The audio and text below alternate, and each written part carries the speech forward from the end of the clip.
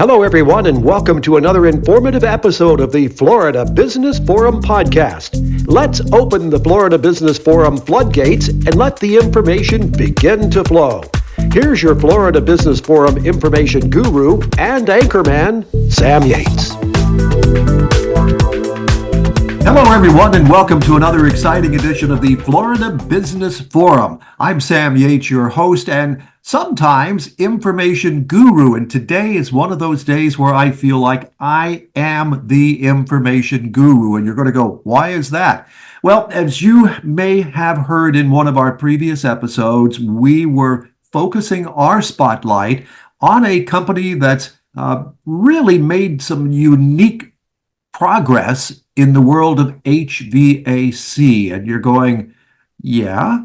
Well, think about it for a moment. HVAC, no matter where you live in the United States, you're either in need of cooling or heat. And there is something in that equation that means if something goes wrong, you could be in a world of trouble. So it is my pleasure to continue talking about Nebula by Impact. And you got a good dose of it in our previous episode, but my special guest today is Rich Wetchler, and he is the owner and Chief Growth Officer of Impact Services Group out of Connecticut. And we literally, in the last episode, talked about facility managers using a new device, and that device really gives a quick look at what's happening into the world of HVAC for a lot of different facilities. And Rich, I want to jump into that, but first, welcome to the program. Thank you, Sam. Now, I also like to make sure that people know that we have the genuine thing when we have guests here. And I really think it's important that you give us a little bit about your background and your history, because that validates a lot of what we're going to talk about. Well, thanks, Sam. As you mentioned, owner and the founder of Impact Service Group. Prior to Impact Service Group, I worked in the national HVAC business for a large facility management company, and started Impact Service Group in 2002 with the sole focus on HVAC management.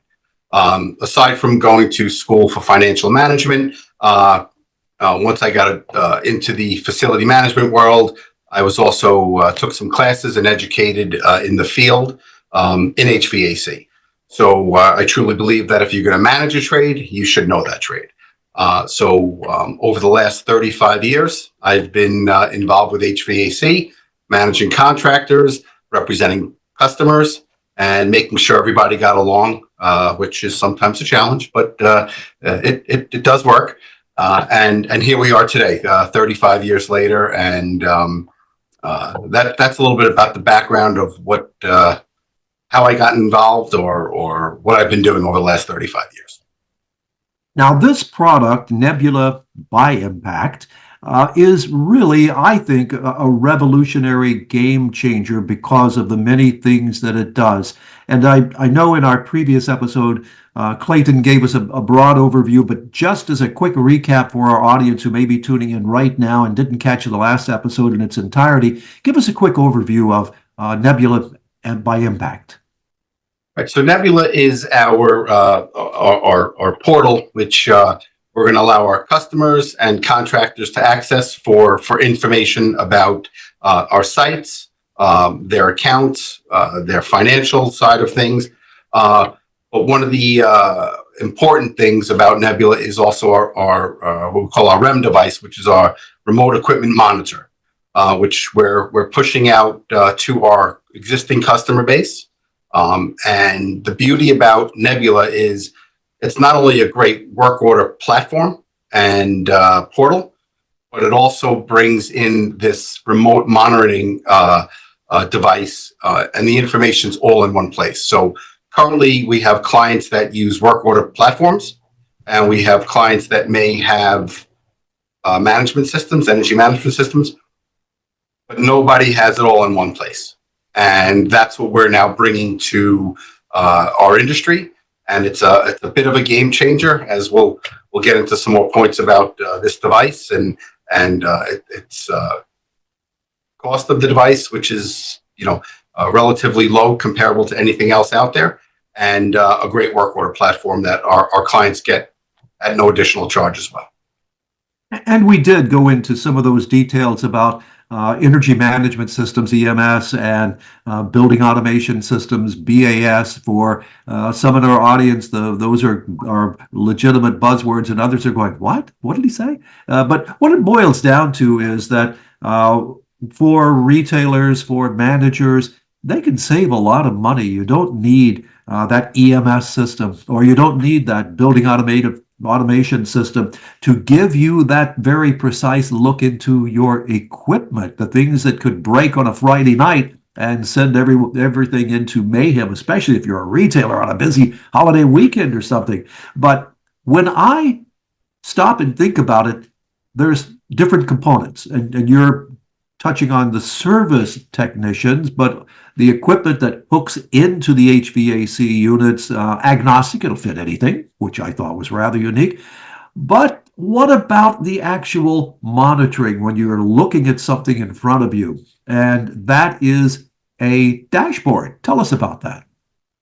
Yeah, so our dashboard will not only show open work orders that our clients have, or if the contractor looks at it, they'll see what they have open as well, but it will also tell you about the health of your equipment. And there are some basic readings that we always look for to make sure an HVAC unit's working well. And if it's not working well, this device is going to kind of send us that little nudge that, hey, we should start looking into this equipment. Should we run a service call? Should we wait a week or two until we run our next preventive maintenance? And basically, I like to equate it to like the check engine light, right? So it's kind of, hey, your unit may be running, but it's not running as efficiently as it should. This is great information for our facility manager to know about coming into a holiday weekend or any weekend, right? Things break down. HVAC units don't know whether it's a Friday, Saturday, or Sunday.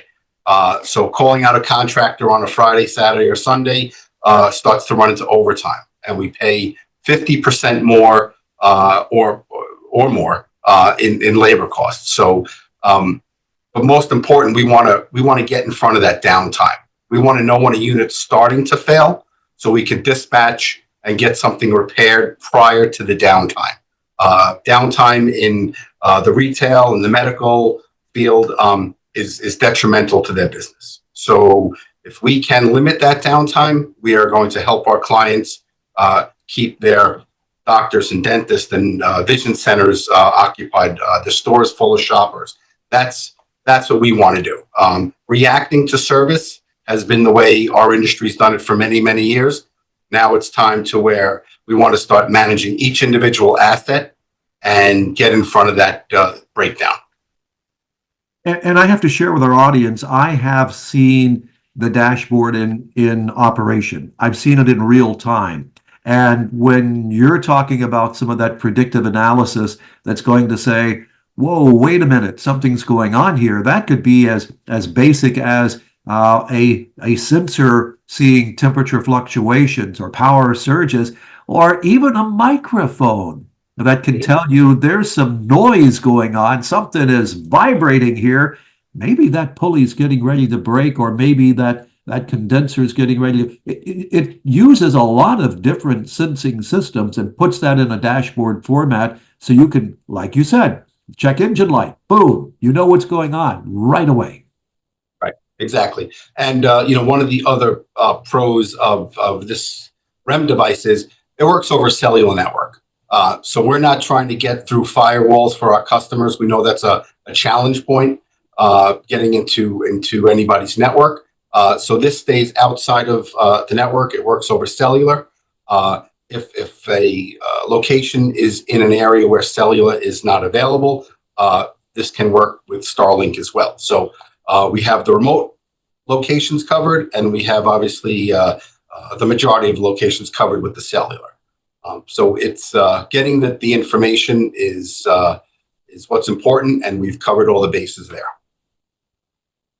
When you get that information, and I've sort of touched on just a couple of the items that does come into the dashboard, so that you have a historical perspective that I would imagine once you are working with a variety of units over a period of time, you really don't have just that predictive thing, but you know almost for a fact, whoa, wait a minute, this particular manufacturer's unit has historically failed or close to failure at this point. So it really puts you ahead of all of that when it comes to doing the remote diagnostic, saying, let's get a service tech out there. So I'm stating that as a lead into the service tech portion of this. That's normally something that's missing out of the equation. You have it in the equation.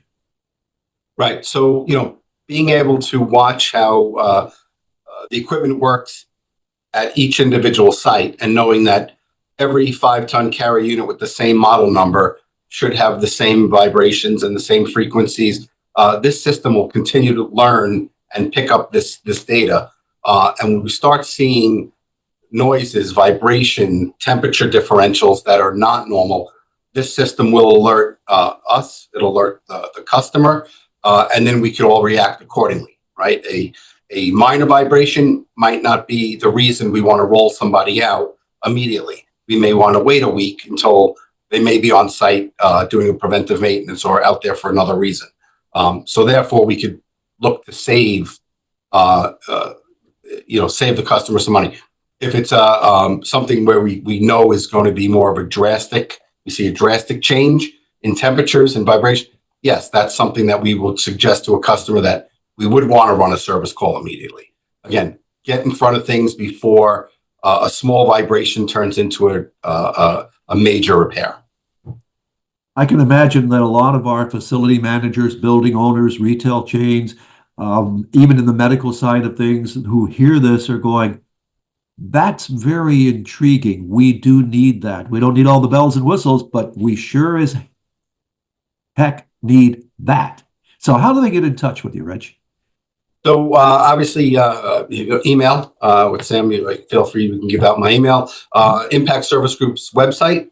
There's a request consultation on our website. That will go to my department, which is going to be the sales.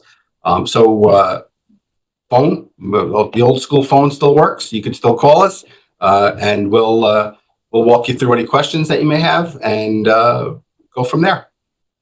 And I was speaking to a facility manager in preparation for putting all of this together, and he said, Sam, a lot of times that reliability factor of the technician is so out of bounds that we don't know who to trust. We don't know who we can turn to that's really going to be able to show up and give us service. He said, we've had problems, and someone has said they serviced the unit, and we later found that, well, the unit had not even been opened.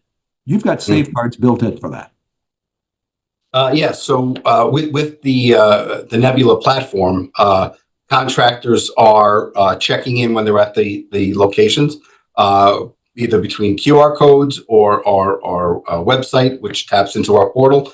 The contractors will check in that way. In addition, we're watching the platform while they're making repairs and completing repairs. So obviously, a unit that may be down right now in 3 hours when it's fixed, we're looking at now the temperatures, we're looking at the ampères, we're looking at the vibration. We can see a unit's running versus when it's not running. So it's real-time information. When a unit's running, we're all going to know. And again, the customer will have the same ability to log in and know when a unit's running or not running. Earlier, when I asked you a little bit about your background, knowing that the business background was there, I did that intentionally because I know that when it comes to any of these companies that are going to be using your service, they're businessmen and women, and they, above all, want to have happy customers. But if their bottom line is not working, then they're not going to have customers for long. So it's a competitive market. Is this a competitive edge for those retailers and others that want to make sure they don't lose money, but they stay ahead of the competition? So, for our customers, we do hear how downtime costs them money. They're losing customers, they're losing patients, and they're spending money with portable units, right? So that's now a knee-jerk reaction. When a site has no cooling or heating, there is now an option for us to supply portable heating and cooling. So it is an expense, a big expense. So if we can help our customers not have to rent portable coolers and limit their downtime, they'll have a competitive edge. They'll be more profitable than their competitors. Some of the data that I have seen says that by properly maintaining, monitoring, and forecasting the use of equipment, that from an energy saving standpoint, we could be looking at savings up to around 16%. Might not sound like much, but you're the business guru. That's a lot of money. That is a lot of money. You talk about a customer that has hundreds, if not thousand sites across the country. If you're saving a small percentage at each location, or even half your locations, that number is going to add up. And energy is not getting less expensive. So if we can reduce the consumption, and if we can increase uptime, that's a benefit for everybody.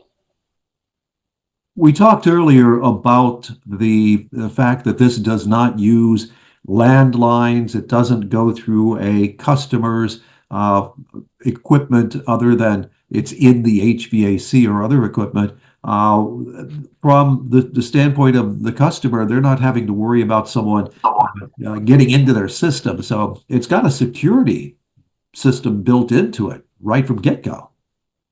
Correct. And this has always been a challenge with certain types of control systems because there have been breaches in the retail world regarding cybersecurity. So it's outside of facility managers when you have to start bringing in Wi-Fi or network connected devices. So that was one of the things that we were thinking about putting this together. For us, we wanted to find a device that was reasonably priced, or build a device that was reasonably priced, and ease of installation. So this device can be installed within 30 minutes on a unit. And then obviously there's some commissioning that has to be done, but it's so easy I've even installed them. So it's ease of installation, it's ease of use, which is a win. And you anticipated my next question about how extensive is the training process. Relatively simple. It's pretty much plug and play then. Yeah. So the device, once it's installed, it will automatically be sending the information to our portal. The portal is new to everybody, so there may be a slight learning curve for our customers, our vendors, and even me. But it's intuitive. Getting around it is like going to any website, and it'll be easily figured out by most who go onto the site. Sometimes I go off into the wild blue yonder with some of my thought process. Is it feasible that by doing this monitoring at a very granular level for a lot of different companies, and you're only monitoring one particular area, that some of the system manufacturers are going to come knocking on the door? Hello, Impact. Are you seeing anything that you would like to share with us about future manufacturing of our equipment feasible? I guess it is. I'll leave that to our engineering side of things. But we're going to be collecting some great data. And when we have 20 to 30,000 pieces of equipment that we're monitoring and servicing, we'll be collecting great data that we'll be able to help use for our own client base as well.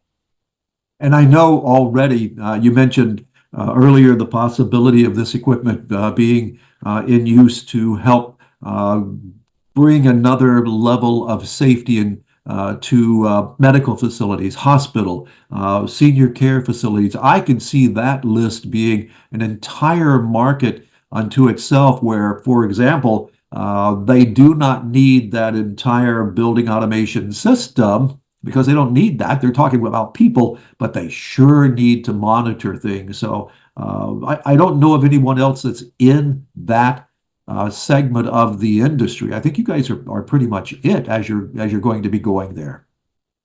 Yeah, so the monitoring, I mean, there are control systems that will do the monitoring for them, for customers.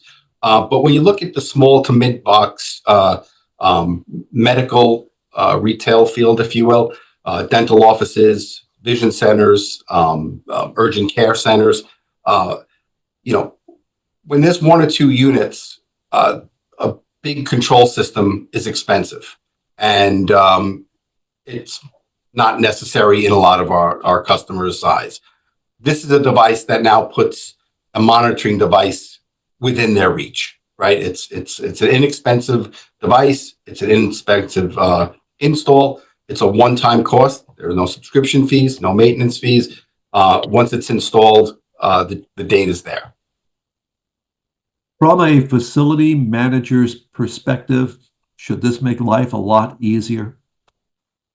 I think whenever we can help predict problems and head off these problems before they become catastrophic, I think we're doing our job, and our facility managers will be doing a better job as well.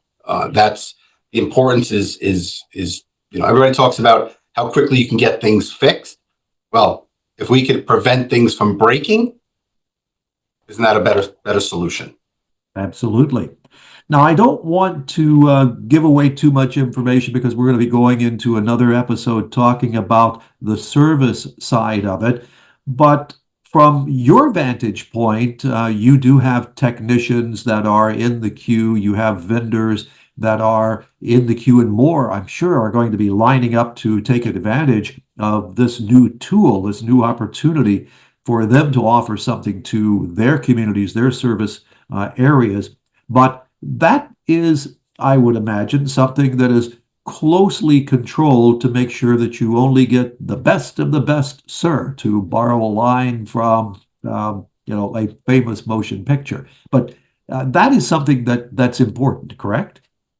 Yeah. So when we built Impact Service Group, it was making sure we had contractors that can deliver what we are selling to our customers, and to be fair to the contractors, to make sure that they're obviously making money, because again, if a contractor's not going to make money, they're not going to want to work for you long term. So it's important that we've created this very fair playing field. The contractors all have negotiated service agreements with locked-in labor rates, capped markups, locked-in refrigerant rates, and we are working alongside our customers and our contractors to make sure that they're abiding by their service agreements and that they're charging fair labor for the work that's getting done. That's the management side of it. So yes, having a robust network across the country who all have agreed rates and they understand the rules to work with Impact Service Group, that has allowed us to grow the company and make sure that we're able to give the contractors what we promised them, service business, maintenance, and I like to say sometimes we're their best sales guy, right? We pick up business, they pick up business. So they don't have to worry about going after, business in certain shopping centers and malls and cities. We take care of that. Excellent point. Excellent point. Now, toughest question of the entire program. Can you come back for another episode in the future and give us an idea of how the business is growing and perhaps even some of those new uses that we know are going to happen? Safe to say you'll be a guest again in the future? I look forward to it. All right. Ladies and gentlemen, I haven't been turned down yet. Rich Wetchler, I have to say thank you very much for joining us. And yes, we will have you back at some point in the future. Thanks for being here today. Thank you, Sam. And to all of you, I just want to say I am Sam Yates, and until our next episode of the Florida Business Forum, have a great day, everyone. The Florida Business Forum is dedicated to showcasing Florida businesses and CEOs of all sorts to promote their business or not-for-profit in the only business forum of its type in Florida. Thanks for tuning in, and remember, the Florida Business Forum is now accepting guest applications. Have a great day, everyone, and stay tuned for more business.